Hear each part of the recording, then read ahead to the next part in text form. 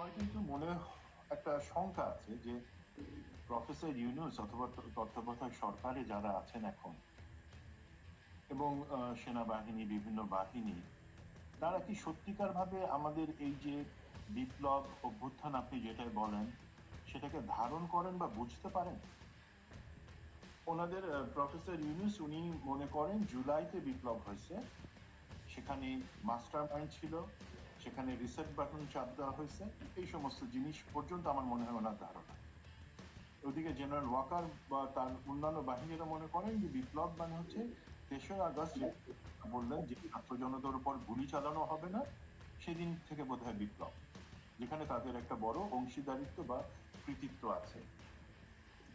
এর বাদে গত ১৫ বছরে যে আমাদেরকে গরম তাওয়ার উপর বাংলাদেশের সমস্ত জনগণকে ফেলে রেখে ভাজা হয়েছে, যেই হিটটা, যেই যন্ত্রণা, যেই পারসিকিউশন, তার মধ্যে দিয়ে বাংলাদেশের প্রতিটা জনগণ, এই আমাদের রাষ্ট্রের প্রতিটা জনগণ গেছে এবং সিস্টেমেটিক্যালি তাদেরকে ধ্বংস করা হয়েছে, দেশটাকে ভারতের হাতে তুলে দেওয়া হয়েছে এবং একই সাথে এই দেশে সেটা যারা প্রতিবাদ করছে তাদেরকে গুম, খুন এবং বিভিন্নভাবে নির্যাতন করা হয়েছে।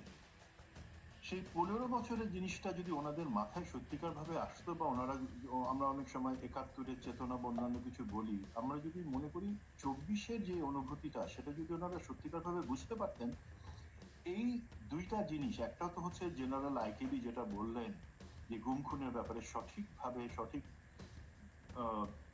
তত্ত্বাবধানে বিচারটা হতে হবে একটা, আরেকটা কিন্তু ধরেন যারা বিভিন্নভাবে বঞ্চিত হয়েছে তাদের সেই বঞ্চনার প্রতিকার করাটা, এই দুইটা জায়গায় কিন্তু আমি মনে করি সরকার এবং বিশেষ করে সেনাবাহিনী তারা বিপরীত মুখে অবস্থান নেয়। সেইটার বিচার দুইভাবে হইতে পারে, এক হতে পারে বেসামরিক আদালতে, আর এক হতে পারে সামরিক আদালত। সেখানে বলা আছে, সেখানে স্পষ্ট করে বলা আছে হত্যা, ধর্ষণ এবং কালপেবল হোমিসাইড, যেটা নট ওয়ারেন্টিং টু ডেথ, সেটা কোনো বাহিনী করতে পারবে না, সেটা সরকারকে করতে হবে। এখন এই বিচারটা বাহিনী করবে নাকি সরকার করবে, আমাদের যে প্রচলিত আদালত আছে সেখানে হবে, সেটার সিদ্ধান্তটা নিবেন বাহিনী প্রধান না, শুধু এক্ষেত্রে যে কমান্ডার আছে উনি নিতে পারেন, বলা আছে। ওনারা মনে হয় শুধু এতটুকু পড়ছেন বা বুঝছেন, বা জেনারেল ওয়াকারকে যারা বুঝাইছে তারা অতটুকু বুঝায়, বাকিটুকু আর বলে নাই। বাকিটুকু কি?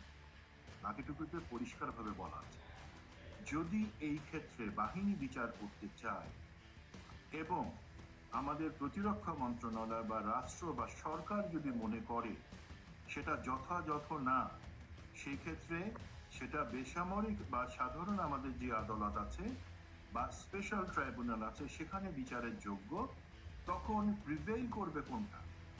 সরকারের সিদ্ধান্তটা।